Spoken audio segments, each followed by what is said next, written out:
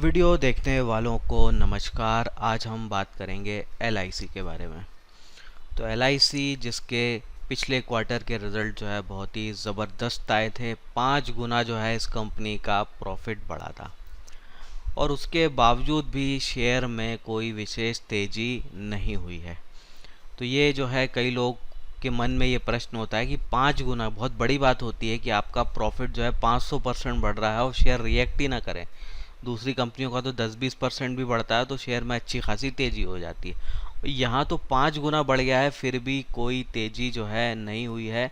तो क्या हो रहा है, ये क्यों जो है ऐसा हो रहा है, इसके पीछे का कारण जो है हम समझने की कोशिश करते हैं। तो खबरों में ये क्लियर है कि 5 गुना जो है इनका क्वार्टरली नंबर्स जो है वो बड़े हैं। तो 13,000 करोड़ प्लस का जो है एक क्वार्टर अकेले का जो है प्रॉफिट है, बहुत ही बढ़िया प्रॉफिट है ये। लेकिन शेयर ने रिएक्ट नहीं किया। रिएक्शन ना करने का रीज़न आपको मिलेगा इस कंपनी के शेयर होल्डिंग पैटर्न में। इस कंपनी के शेयर होल्डिंग पैटर्न पे ज़रा गौर कीजिए। यहाँ पे प्रमोटर होल्डिंग 96.5% है, 96.5%। और प्रमोटर मतलब कि सरकारी कंपनी है तो प्रमोटर मतलब कि सरकार, भारत सरकार, तो इसकी प्रमोटर है।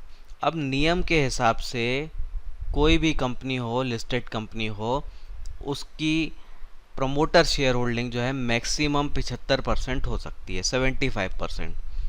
और जो नई नई लिस्टेड कंपनियां हैं उनके पास 3 साल का मौका होता है कि 3 साल के अंदर जो है वो अपनी इस होल्डिंग को जो है 75 पर लेकर आ जाएं।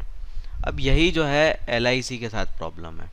तो यहाँ पर देखिए होल्डिंग लेके आनी है 75% तक, अभी है 96%, तो मतलब 21% जो है होल्डिंग यहाँ पे कम होनी है। तो कम करने के क्या तरीके होते हैं? कम करने का एक तरीका होता है ओएफएस कि आप जो है ऑफर फॉर सेल लेके आ जाओ। और ओएफएस जो है जनरली लाए जाते हैं मार्केट प्राइस से 5 से 10 या उससे भी ज़्यादा नीचे। नीचे इसलिए लाए जाते हैं ताकि जो है अट्रैक्शन पैदा हो और दूसरे लोग जो है सस्ते में खरीदें। तो सोचिए अगर नीचे के भाव पर लाया जाए ओएफएस तो ये चीज़ तो शेयर के लिए नेगेटिव ही होती है।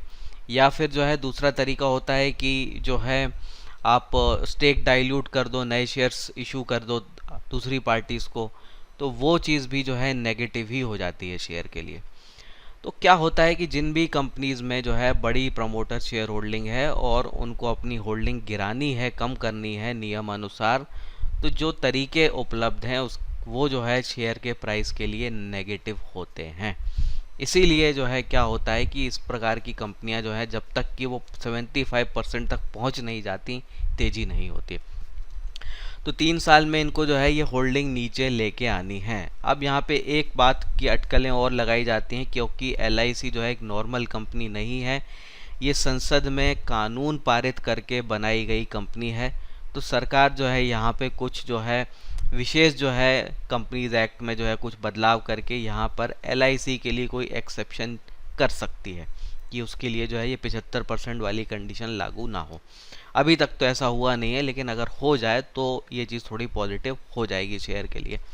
तो यहाँ यही प्रॉब्लम है कि होल्डिंग बहुत ज़्यादा है और ये टाइम के साथ कम होनी है और कम होने के तरीके जो है स्टॉक प्राइस के लिए नेगेटिव होते हैं।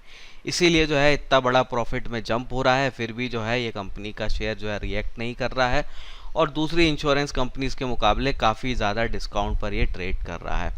अब आईआरसीटीसी की भी हम केस स्टडी करें तो वहाँ पे भी कुछ सिमिलर बातें थी। तो आप अगर इसको भी देखें तो जब ये लिस्ट हुई थी तो यहाँ पे इसको भी जो है 75% से अपनी होल्डिंग लेके आनी थी सरकार को। तो लिस्ट हुई थी तो 87% थी और उनको डाउन करना था।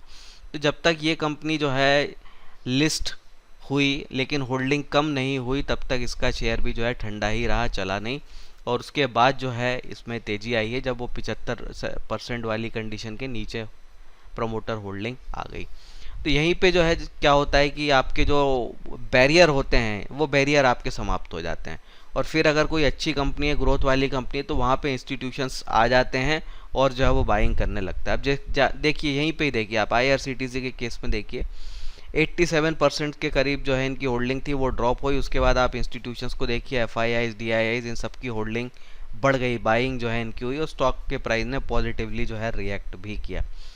तो एलआईसी जो है यही उसके साथ सबसे बड़ी प्रॉब्लम है और ये प्रॉब्लम के कारण ही स्टॉक में कोई टिकाऊ सस्टेनेबल तेज़ी होने के चांसेस जो है बहुत कम है। तो ये रही आज की बात। ये वीडियो जो है सिर्फ जानकारी देने के लिए है, कोई ट्रेडिंग या इन्वेस्टमेंट एडवाइस नहीं है। इस वीडियो को जो है LIC खरीदने या बेचने की जो है कोई जो है सलाह ना समझी जाए। तो आज के लिए इतना ही, फिर मिलते हैं। जय हिंद।